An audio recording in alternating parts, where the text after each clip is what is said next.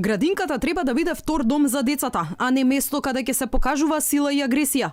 Алармираат од првата детска амбасада во светот Мегјаши, по вчерашниот случај, кога корисничка на Facebook објави видео во кое се слуша како негователка од детската градинка Детска радост во Гевгелија со погрдни зборови му се обраќа на расплакано девојче.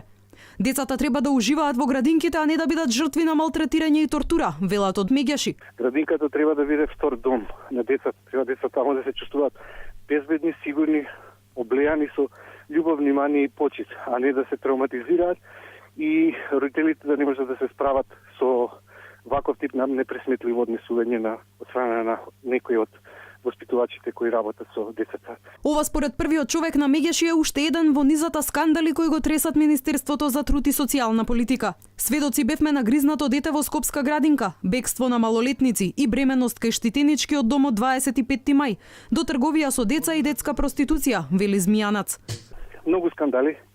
Навистина треба сериозно Министерството за труд и социјална политика да поведе сметка, затоа што граѓаните ги доверуваат децата во институции и очекуваат институциите да бидат на висина на задачата за чување, воспитување, згрижување и негување на децата. Од Министерството за труд и социјална политика вчера испратија инспекција во Гевгелиската градинка, најавија санкции доколку се утврди вина.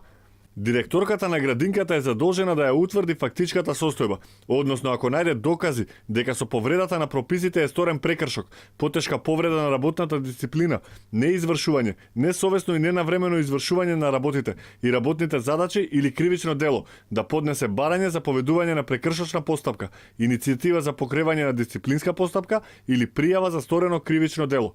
Истрага за случајот е отворена и во канцеларијата на Народниот правобранител. Инаку вчера на Facebook беше објавено видео од детската градинка Детска радост во Гевгелија, во кое се слуша силен детски плач и гласна нервозна негователка, која според сведочењето на девојката што го снимила видеото, на расплаканото девојче му се обраќа со краво и кучко една.